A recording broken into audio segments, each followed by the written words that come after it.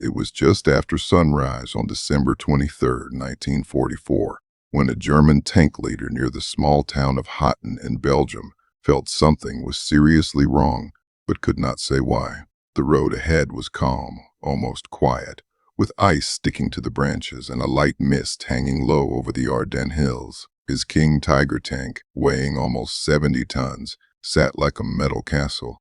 Its huge 88mm gun pointed ahead, sure of itself and impossible to stop. For many months, German crews had been told there was nothing the Americans owned that could reliably destroy them from far away. And yet, somewhere past the mist, a hidden danger was already getting ready to fire. If you want more stories like this, subscribe right now and leave a comment below. At that exact moment, less than 2 miles distant, a group of American tank destroyer soldiers crouched inside a lightly built vehicle that looked nothing like a heavy battle tank. It had no roof on its gun platform, no thick metal sides, and no famous name. Most German officers had never even learned what it was called. It was the M36 Jackson, and fixed inside its open gun space was a long 90mm cannon that few enemy leaders thought was actually on the battlefield. The men inside understood the truth. They also understood that if the Germans saw them first, they would not live long enough to shoot a second time. The M36 Jackson had joined the fighting quietly in late 1944, almost unnoticed during the confusion of falling battle lines and desperate German attacks. It was not a beautiful machine. It did not make soldiers feel safe when they first saw it. Its metal skin was thin enough that even a close explosion could hurt the crew with flying pieces. The open gun area meant snow, rain, and sharp metal fragments could drop straight inside. But the cannon changed everything. The 90mm M3 gun was the same weapon used on the Pershing heavy tank, able to punch through German armor at distances that surprised even American officers when they first saw the testing numbers. By the winter of 1944, American forces in Europe had learned hard lessons about German tanks. Shermans had struggled against Panthers and Tigers since the Normandy landings. Tank crews knew the sound of German weapons and were afraid of them. A Panther could destroy a Sherman before the American soldiers even knew they were being shot at. The King Tiger, brought in small numbers, was even more dangerous. Its front armor was almost impossible for most Allied guns to pierce. German crews felt they could not be touched. Many thought they were unbeatable past 500 yards. That belief would soon be broken. The M36 was hurried into battle because officers were in a hurry. Reports from France and the Hurtgen Forest made it clear that current tank destroyers could not reliably beat heavy German armor from a distance. The M10 and 18 were quick and bold, but their guns did not have the power needed against the newest German designs. Engineers took the trusted frame of the M10 and added the strong 90mm gun. There was little time to make it perfect. Crews trained fast, often learning while moving as the Germans got ready for their last big attack in the West. When the German assault started on December 16, 1944, the Ardennes turned into confusion. Snow-covered roads filled with American units pulling back. Phone lines stopped working. German tanks pushed ahead under the cover of mist and bad weather, exactly as their planners had hoped. King Tigers rolled through villages, crushing barriers and scattering foot soldiers. Many American troops thought nothing could stop them. But hidden among the defensive lines were small groups of M36 Jacksons, waiting quietly, using the land, patience, and distance as their weapons. One of those groups belonged to the 703rd Tank Destroyer Battalion placed near the Artha River. Their orders were simple and frightening. Hold this position. Slow the German push no matter what it costs. Sergeant William Malone, a veteran of earlier battles in France, led one of the M36s. He knew his vehicle could not exchange fire with a King Tiger at close range. The Jackson's power was distance. If they could spot the enemy first, and if the space between them was right, the 90mm could do what no Sherman gun could normally do. As the mist lifted a little that morning, Malone's gunner saw movement on a far hilltop. Through field glasses, the clear shape of a King Tiger appeared, its large turret slowly turning to look over the valley. The distance was great, almost 2,800 yards by their guess. Under normal conditions, shooting at that range would have been seen as useless. But the 90 millimeter gun changed the rules. The crew worked without speaking, each man focused, knowing that one error would end them all. The first shot cracked through the cold air, a sharp, flat noise, unlike the deeper boom of German weapons. The shell flew for several seconds before hitting the King Tiger's turret. At first, nothing seemed to happen. Then smoke poured out from where it struck. The German tank stopped moving. Its turret froze in place. Inside, the crew had been hit by something they never thought possible. A hole punched through at that distance was supposed to be impossible. Within moments, flames burst from the engine area. The King Tiger was finished. Further along the line, another German tank leader watched in shock as his lead vehicle burned. He told his crew to search for enemy tanks, expecting Shermans or tank destroyers closer than a mile away. What he did not expect was death coming from beyond what the eye could clearly see. Before he could react, another 90 millimeter shell smashed into his hull. This one did not go through, but it stunned the crew and made them stop moving.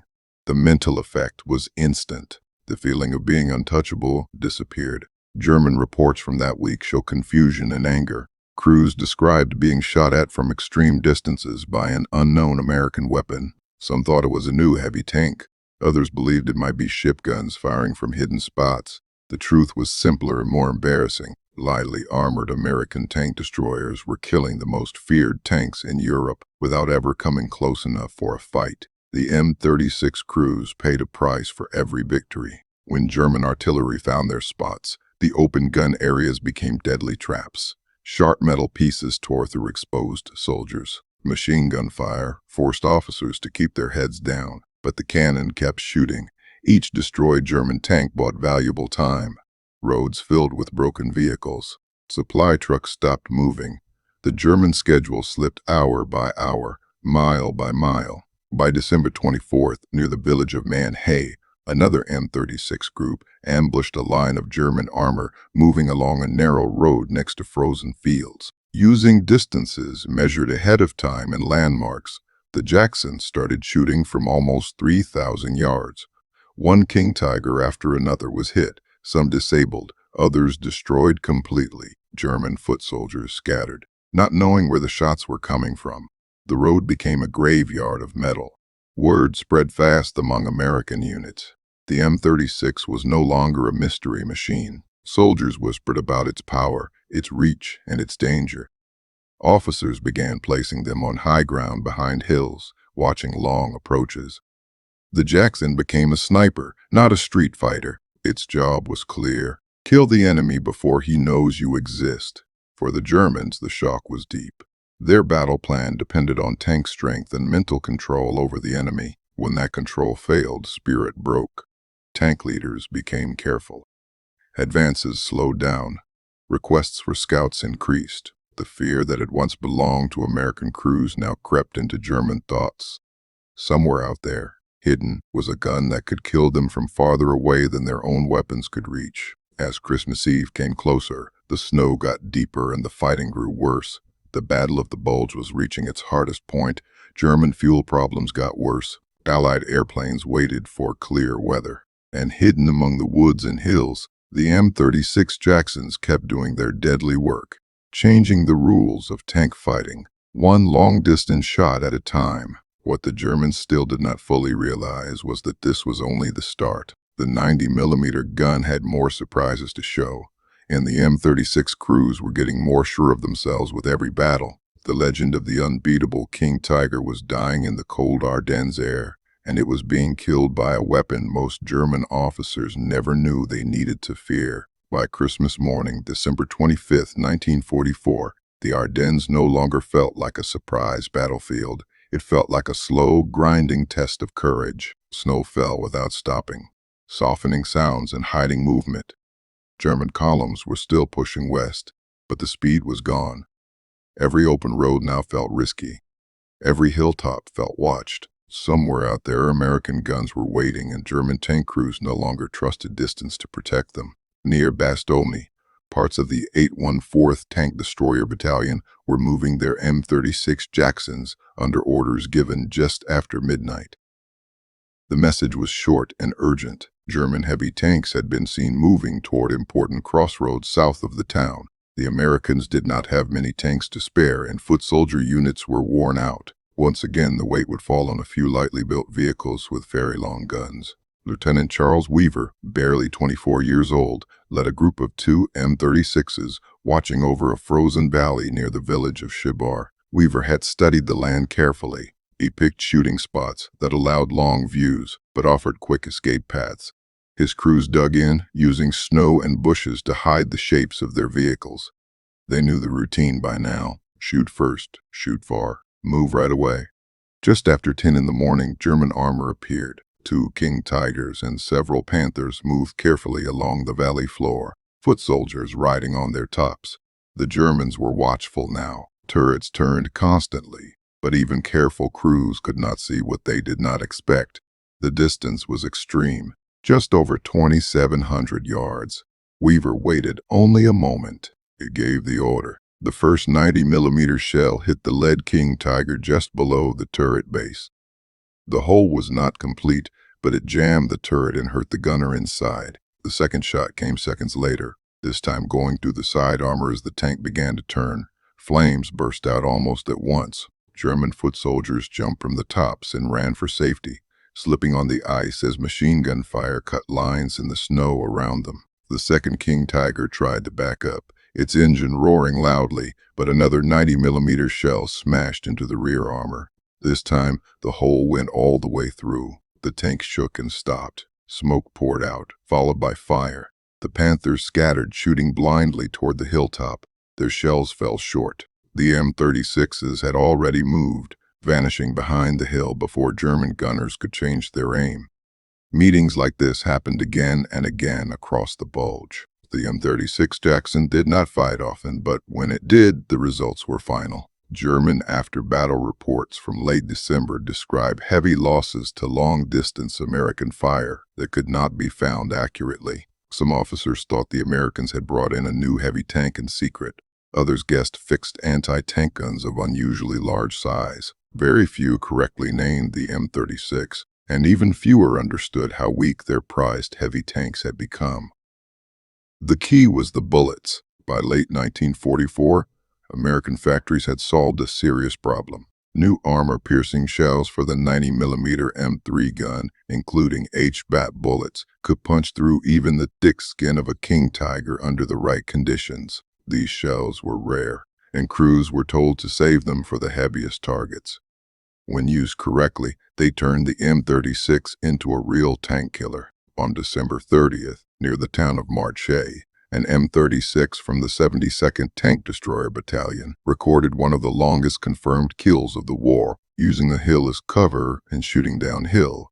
The crew attacked a still King Tiger at just under 3,000 yards. The first shell hit the front armor and did not go through. The second hit lower using a weak angle. The third shell broke through the side armor. The German tank burned for hours, visible for miles around. By New Year's Day 1945, the push had changed sides. Allied planes returned to the sky. Fuel shortages stopped German movement. Roads covered with destroyed vehicles slowed every advance. And behind many of those wrecks was the quiet work of M36 crews who rarely got attention at the time. They did not charge ahead. They did not fight at close range. They waited, watched, and struck from a distance the enemy thought was safe. The mental effect on German crews was serious. King Tiger leaders, once bold, now hesitated before moving into open areas. Requests for foot soldier protection increased. Progress slowed even more. In tank warfare, hesitation is often deadly. The Germans could not afford it anymore. American foot soldiers noticed the change right away. Where heavy tanks had once rolled forward without fear, they now stopped, tested the area, and pulled back. Spirit improved. Soldiers who had felt powerless against German armor now believed the enemy could be beaten. The M36 did more than destroy tanks. It brought back confidence at a crucial moment. Even with its success, the M36 stayed a dangerous vehicle for its crew. German artillery and mortars took a steady toll. Open gun areas gave little safety against exploding shells in the air. Winter cold caused frostbite and tiredness. Crews slept in their vehicles, ate cold food, and stayed awake for days at a time. But they knew their job mattered. Every long-distance kill saved lives closer to the fighting. As January went on, the German attack fell apart completely. The Battle of the Bulge ended not with a big surrender, but with a slow pullback. Destroyed tanks were left where they stopped. Fuel tanks empty, engines silent. Among them were dozens of King Tigers, many knocked out by guns the Germans never believed could reach them. In the months that followed, the M36 Jackson kept serving across Europe. It helped advances into Germany, watching open areas and protecting sides. Its reputation grew among American units, even if it never became famous to the public. Tank destroyer crews knew what they had done. They had faced the most feared armored vehicle of the war and beaten it on their own terms. After the war, history experts would argue about exact distances and specific battles. Some claims would be doubted, others proven. But the bigger truth stayed the same. The M36 Jackson, armed with its 90-millimeter gun, broke a dangerous legend. Heavy armor was not unbeatable. Distance was no longer protection. And in the frozen woods of the Ardennes, a quiet American weapon helped decide the fate of an entire campaign. The Germans never truly understood what hit them until it was too late. And for the crews of the M36, that was exactly how it had to be. If you want more stories like this, subscribe right now and leave a comment below.